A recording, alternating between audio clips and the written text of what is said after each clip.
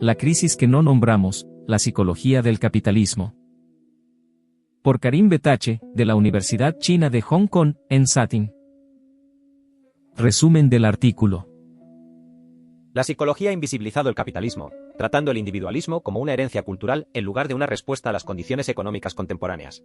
Partiendo de mi marco teórico reciente, este artículo explora cómo el capitalismo funciona como un eslabón perdido en la psicología, un mecanismo generativo ignorado que moldea los fenómenos que estudiamos. 3. Síndromes capitalistas. El síndrome de primacía de la ganancia, que implica la acumulación perpetua como orientación vital, el síndrome de rivalidad de suma cero, una ética competitiva que erosiona los lazos sociales, y el síndrome de propiedad, que implica la formación de una identidad posesiva. Interactúan recursivamente para generar una agenda de autoafirmación que reconocemos como individualismo. Este marco reinterpreta hallazgos establecidos, desde la correlación entre el desarrollo económico y el individualismo, hasta las diferencias de clase social en el autoconcepto, como respuestas a estructuras político-económicas en lugar de tradiciones ancestrales. Hacer visible el capitalismo transforma el malestar psicológico, pasando de ser una patología individual a respuestas racionales a la disfunción estructural, lo que abre posibilidades para intervenciones que aborden las causas profundas en lugar de simplemente ayudar a las personas a sobrellevar condiciones perjudiciales. Introducción. En todo el mundo, nos enfrentamos a crisis convergentes que parecen desconectadas, pero comparten raíces comunes. Las tasas de ansiedad y depresión se han disparado, particularmente entre los jóvenes, y los estudiantes universitarios informan niveles sin precedentes de estrés y agotamiento. El aislamiento social ha alcanzado proporciones epidémicas y las personas informan menos amistades cercanas y relaciones más débiles que en generaciones anteriores. Los sistemas educativos generan una intensa presión y competencia, lo que lleva a los estudiantes a sentir que el aprendizaje sirve principalmente para aumentar su potencial de ingresos futuros.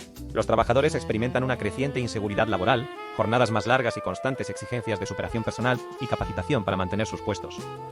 La respuesta común trata a estos problemas como independientes y requiere soluciones independientes, aplicaciones de salud mental para la ansiedad, entrenamiento en habilidades sociales para la soledad, programas de resiliencia para estudiantes estresados, cursos de atención plena para trabajadores agotados. Sin embargo, este enfoque fragmentado pasa por alto una pregunta fundamental: ¿y si no se trata de problemas aislados, sino de síntomas de un problema estructural más profundo? ¿Y si el sistema económico que organiza nuestras sociedades, el capitalismo, moldea nuestra psicología de maneras que generan estas crisis? ¿Y si muchas de las soluciones que proponemos, productos para comprar, programas para vender, aplicaciones para descargar, funcionan dentro de la misma lógica que creó los problemas? La psicología tiene un problema con el capitalismo, no en el sentido de que lo promueva activamente, sino en que lo invisibiliza. Estudiamos el individualismo sin reconocer el sistema económico que recompensa la competencia individual. Analizamos el materialismo sin cuestionar las industrias impulsadas por el lucro que fabrican el deseo. Documentamos los sesgos de autoafirmación sin reconocer las presiones del mercado que convierten la autopromoción constante en una estrategia de supervivencia. Esta omisión no es simplemente un descuido, sino que representa una laguna fundamental en nuestra comprensión de la cultura misma. Cuando los investigadores documentan que los estudiantes universitarios son intensamente individualistas y competitivos, lo atribuimos a la cultura occidental.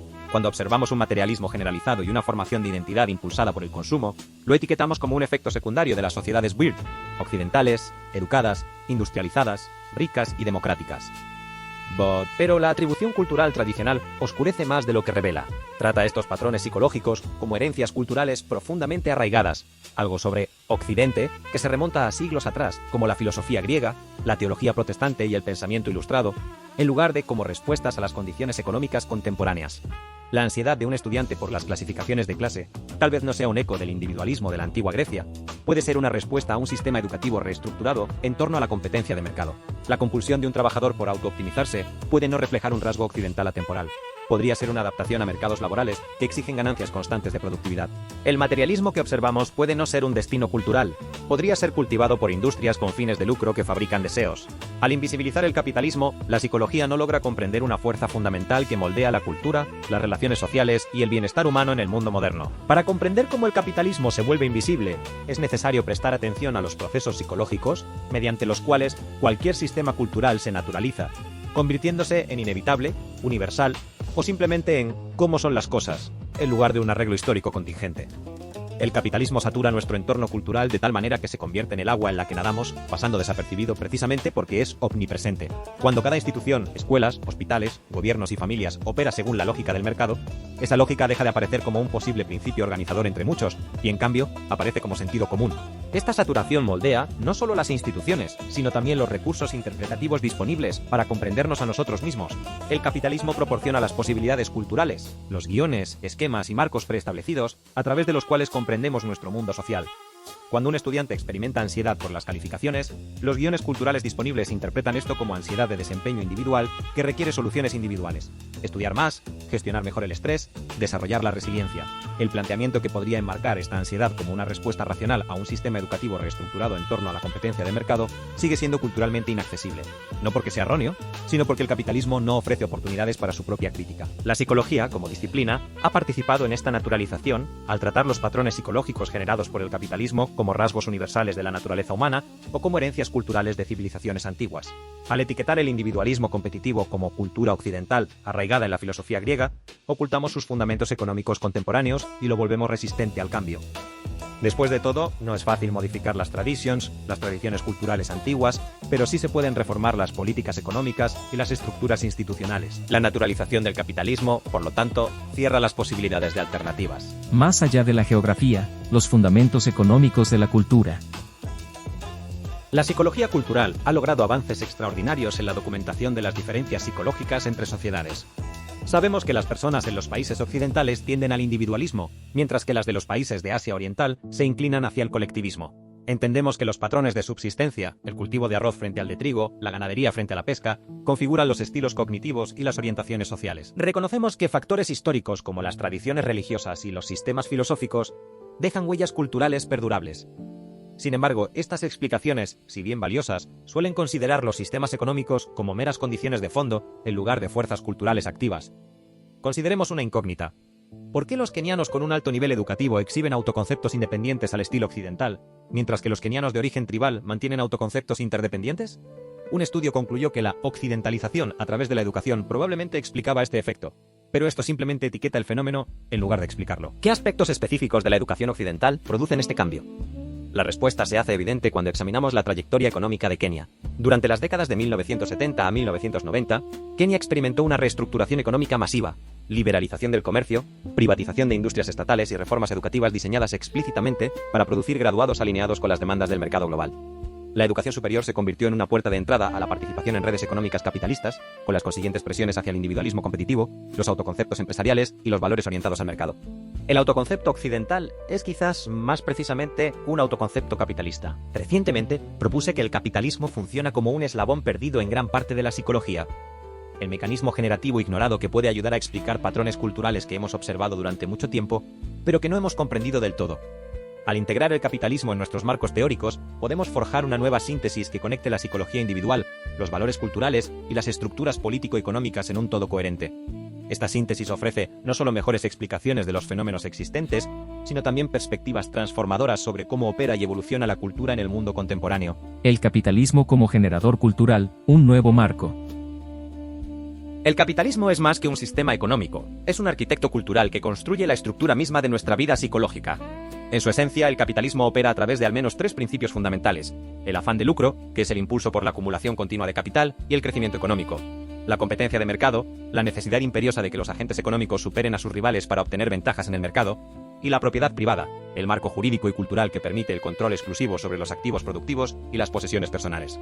Mediante lo que denomino síndromes capitalistas, patrones coherentes de creencias, valores y comportamientos organizados en torno a estos principios fundamentales, este sistema económico se infiltra en nuestra conciencia de maneras que van mucho más allá del mercado. La presión por la ganancia perpetua. El afán de lucro del capitalismo, el imperativo del crecimiento y la acumulación constantes, no se limita a las empresas. Se infiltra en nuestra forma de pensar sobre nosotros mismos y nuestras vidas. A esto lo denomino el síndrome de la primacía de la ganancia. Cuando los sistemas educativos conciben cada vez más el aprendizaje como una inversión en capital humano, cuando las métricas del éxito profesional giran en torno a los ingresos y el patrimonio neto, cuando las personas interiorizan identidades emprendedoras que consideran el yo como una marca a optimizar, presenciamos la exaltación cultural de la acumulación perpetua. Esto no es simplemente materialismo, sino una reorientación integral de los objetivos vitales hacia la maximización de la ganancia. ¿Cómo migra el afán de lucro de las salas de juntas a los dormitorios, de los balances corporativos a las metas personales? La respuesta reside en las posibilidades culturales, los recursos interpretativos, los guiones de comportamiento y los marcos de evaluación que un contexto cultural pone a disposición. En las sociedades organizadas en torno a principios capitalistas, el lenguaje de la inversión, los rendimientos y la optimización se convierte en el vocabulario predeterminado para comprender prácticamente cualquier ámbito de la vida. Hablamos de invertir en relaciones, de calcular el retorno de las credenciales educativas, de optimizar nuestra salud y productividad. de construir nuestra marca personal. Estas no son meras metáforas, sino herramientas cognitivas que dan forma a cómo percibimos las opciones y evaluamos los resultados. Cuando las instituciones dominantes de una cultura recompensan la acumulación y el crecimiento, las personas recurren a estos guiones orientados a la acumulación para desenvolverse en ámbitos muy alejados de la actividad económica formal. Una persona que decide si mantener una amistad puede calcular inconscientemente si la relación ofrece suficiente valor. Un padre o madre que reflexiona sobre cómo pasar tiempo con sus hijos puede definirlo como tiempo de calidad, una formulación que introduce la lógica de la productividad en las relaciones íntimas. El afán de lucro se infiltra en ámbitos no económicos, no a través de una instrucción ideológica explícita, sino mediante las prácticas culturales que el capitalismo pone más a disposición del público y que son socialmente recompensadas. Los costos psicológicos son considerables. Cuando la autoestima se vincula a la productividad económica y al éxito visible, las personas experimentan una presión constante por la superación personal. Las investigaciones sobre el yo emprendedor revelan un aumento del estrés, la ansiedad y el agotamiento, ya que los individuos luchan por satisfacer las interminables exigencias de optimización. El profesorado universitario informa que el trabajo académico se ha transformado, pasando de la búsqueda intelectual a la generación de ingresos, lo que ha modificado fundamentalmente su experiencia profesional. Incluso los campos creativos se subordinan a la lógica del mercado y los artistas y escritores miden el éxito principalmente a través de las ventas en lugar de la contribution, la contribución cultural. Los efectos corrosivos de la competencia. La competencia de mercado exige que los agentes económicos compitan por la cuota de mercado, el capital de inversión y la atención del consumidor. Pero la competencia no se limita a los mercados, se infiltra en la educación mediante sistemas de clasificación y pruebas estandarizadas, en el ámbito laboral mediante indicadores de rendimiento y distribuciones forzadas, y en la vida social mediante la competencia por el estatus y el consumo ostentoso. A esto lo denomino el síndrome de rivalidad de suma cero. El espíritu competitivo que fomentan los mercados capitalistas genera tendencias antagónicas que impactan profundamente las relaciones sociales y la psicología individual. La investigación psicológica sobre la competencia es clara y preocupante. Los entornos competitivos aumentan sistemáticamente las emociones negativas, reducen la confianza interpersonal y debilitan los vínculos sociales necesarios para el bienestar, en comparación con los entornos cooperativos. Las personas en sociedades más orientadas al mercado muestran creencias más arraigadas de suma cero, considerando que las ganancias de los demás amenazan sus propias perspectivas, lo que socava la empatía y el apoyo mutuo. Quizás lo más llamativo sea que la búsqueda competitiva del éxito financiero se correlaciona con una menor calidad de las relaciones, un menor bienestar y un mayor riesgo de problemas de salud mental. La intensidad de estos efectos varía según el grado de penetración de la competencia de mercado en una sociedad. El capitalismo más regulado de Japón genera orientaciones competitivas menos antagónicas que el sistema más liberal de Hong Kong, a pesar de que ambas sociedades comparten la herencia confuciana. Asimismo, la reciente mercantilización de China continental, ha erosionado notablemente la confianza interpersonal a nivel psicológico. Estos patrones sugieren que la psicología competitiva no es fija, sino que responde a las decisiones de política económica. La trampa de la identidad posesiva. El capitalismo centra la propiedad privada como fundamento de la organización económica y la libertad personal. Este principio se extiende más allá de los activos productivos, abarcando los bienes de consumo, y la propiedad se entrelaza estrechamente con la identidad. A esto lo denomino el síndrome de la propiedad. En las sociedades capitalistas, las personas muestran una memoria mejorada para los objetos que poseen y una activación cerebral en las regiones autorreferenciales al contemplar sus posesiones. El materialismo, la tendencia a valorar las posesiones materiales y la riqueza como elementos centrales de la identidad, los objetivos vitales y las definiciones de éxito, se convierte en un modo dominante de autopresentación, especialmente en las plataformas de redes sociales diseñadas para monetizar el consumo ostentoso. Los costos de las orientaciones materialistas hacia el bienestar están bien documentados. Las personas que priorizan el éxito material y las posesiones presentan menor autoestima, mayor ansiedad y depresión, mayores tasas de abuso de sustancias y menor satisfacción vital en comparación con quienes valoran metas intrínsecas como el crecimiento personal y las relaciones. El materialismo también debilita las relaciones sociales. Las personas con valores materialistas más arraigados cooperan menos, muestran menor interés en las relaciones cercanas y son menos propensas a ayudar a los demás. Es fundamental destacar que los valores materialistas no surgen al azar. Se cultivan a través de industrias publicitarias impulsadas por el lucro que fabrican deliberadamente inseguridad y deseo, mecanismos de comparación social amplificados por las redes sociales y condiciones económicas que convierten el éxito material en el principal indicador de logro.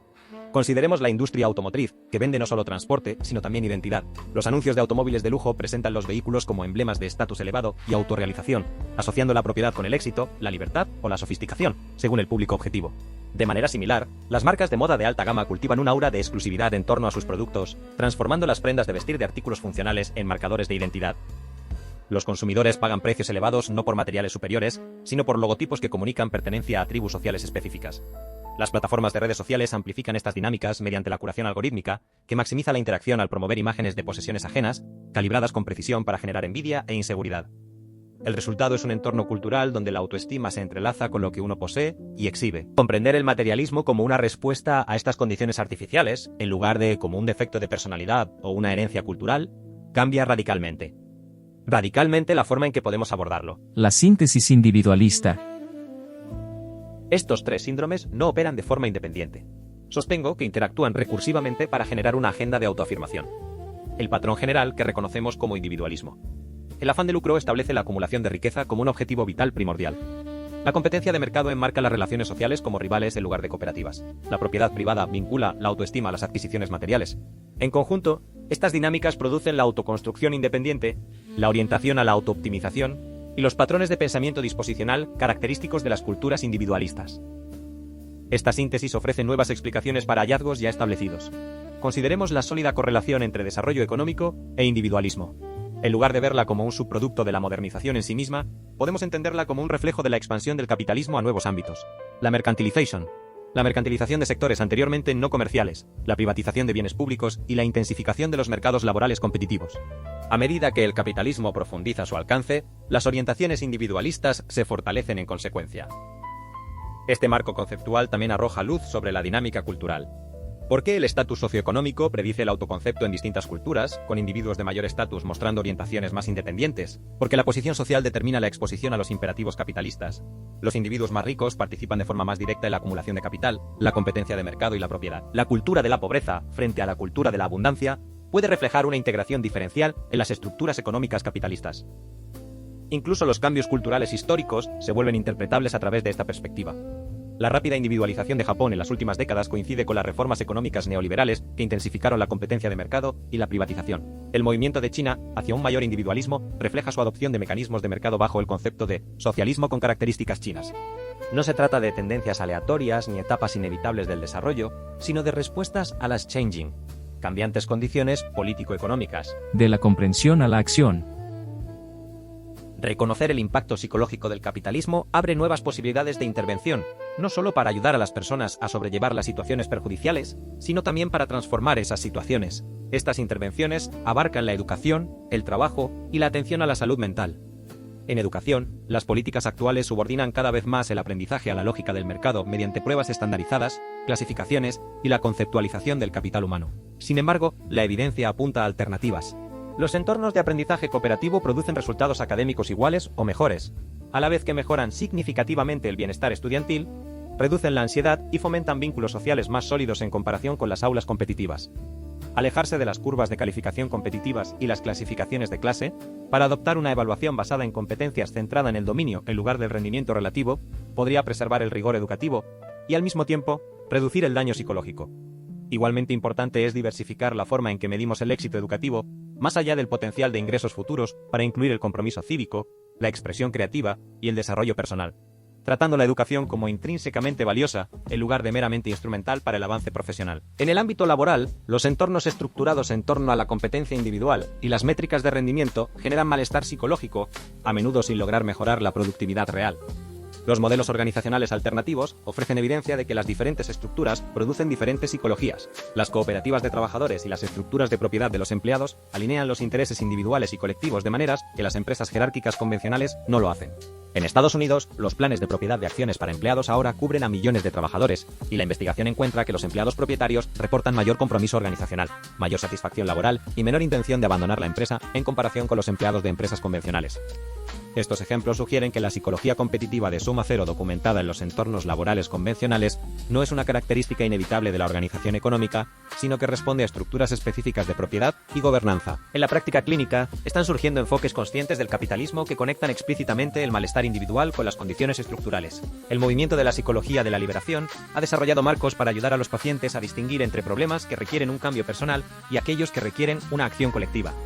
Los modelos de salud mental comunitaria en América Latina y los enfoques de psicología comunitaria en Sudáfrica han sido pioneros en intervenciones que abordan los determinantes estructurales del malestar psicológico junto con el apoyo individual, mientras que las redes de psicología crítica en el Reino Unido y Estados Unidos han desarrollado recursos para clínicos que buscan contextualizar el malestar del paciente dentro de las condiciones político-económicas. Un enfoque clínico consciente del capitalismo implica ayudar a los pacientes a reconocer cuando su malestar no señala una insuficiencia personal, sino una disfunción estructural. Cuando un estudiante de posgrado experimenta ansiedad por la competencia académica o un trabajador sufre agotamiento debido a exigencias de productividad imposibles, estas pueden ser respuestas racionales a condiciones irracionales, en lugar de una patología individual que requiera medicación o entrenamiento en resiliencia. Una intervención eficaz podría consistir en conectar a los pacientes con sindicatos, redes de ayuda mutua u organizaciones comunitarias que aborden las causas estructurales del malestar, además del apoyo individual.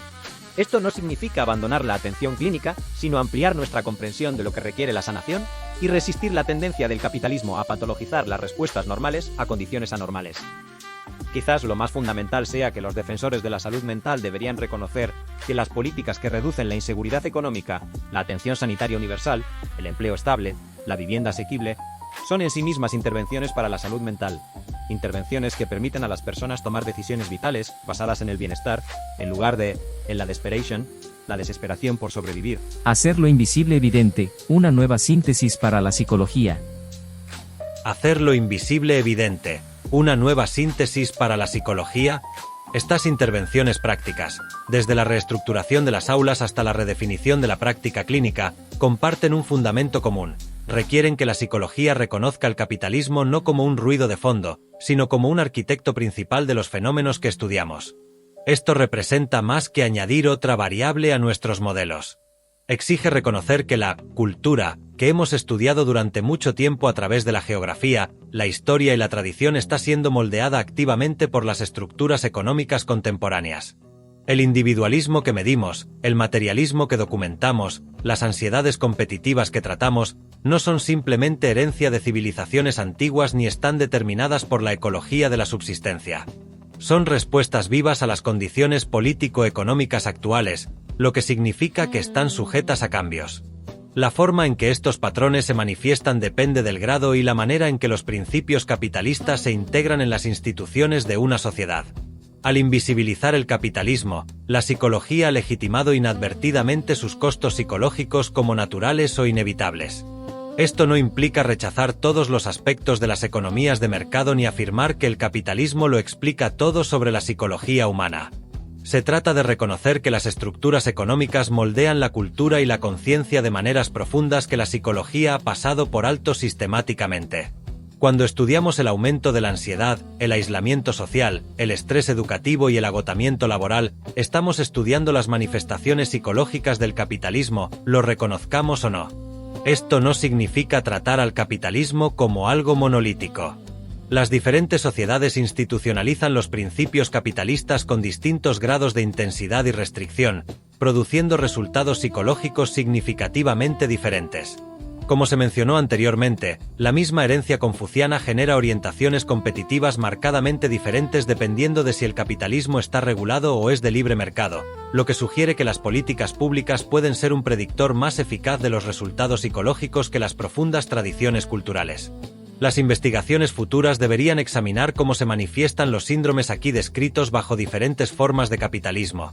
Por ejemplo, el capitalismo de bienestar, con sus mayores protecciones para los trabajadores y una propiedad más colectivizada, en comparación con el capitalismo neoliberal o financiero, caracterizado por la precariedad y el hiperindividualismo. Un escéptico podría preguntar razonablemente, ¿genera el capitalismo el individualismo, o fueron los valores individualistas preexistentes los que crearon el terreno fértil para su surgimiento? Si bien los orígenes históricos de esta relación siguen abiertos al debate, la evidencia contemporánea apunta decisivamente al capitalismo como la fuerza activa y sustentadora. Consideremos los patrones temporales. El marcado giro de Japón hacia el individualismo en las últimas décadas coincide precisamente con las reformas económicas neoliberales que intensificaron la competencia de mercado y desmantelaron las protecciones laborales vitalicias, y no con ningún resurgimiento de antiguas tradiciones culturales. El movimiento psicológico de China hacia un mayor individualismo se aceleró tras la liberalización del mercado bajo Deng Xiaoping, y no durante el ataque de la revolución cultural a los valores tradicionales. Las clases educadas de Kenia exhiben autoconceptos independientes al estilo occidental, no porque hayan redescubierto la filosofía griega antigua, sino porque la educación superior sirve como puerta de entrada a la participación en redes capitalistas globales. Estos patrones sugieren que, independientemente de la relación histórica existente entre el individualismo y los orígenes del capitalismo, es el capitalismo el que ahora produce y reproduce activamente la psicología individualista. Las tradiciones culturales no se intensifican espontáneamente a lo largo de las décadas. Las estructuras económicas que recompensan la competencia individual, la acumulación y la autooptimización sí lo hacen. La pregunta para la psicología contemporánea no es qué surgió primero, sino qué fuerza moldea actualmente la experiencia psicológica, y aquí la evidencia apunta al capitalismo como el mecanismo generador que mantiene y profundiza la orientación individualista. La pregunta que se plantea la psicología es si seguiremos invisibilizando estas conexiones o si adoptaremos una visión más completa de las fuerzas que dan forma a la experiencia humana. Esta última opción exige valentía para cuestionar supuestos fundamentales y apertura a perspectivas que durante mucho tiempo se han descartado por considerarse demasiado políticas. Pero también promete una psicología que sirva genuinamente al florecimiento humano, en lugar de legitimar inadvertidamente los sistemas que lo socavan. En una era de crecientes crisis de salud mental, fragmentación social y desigualdad, la psicología ya no puede permitirse ignorar las estructuras económicas que generan estas condiciones. Hacer visible el capitalismo es el primer paso para imaginar y construir alternativas.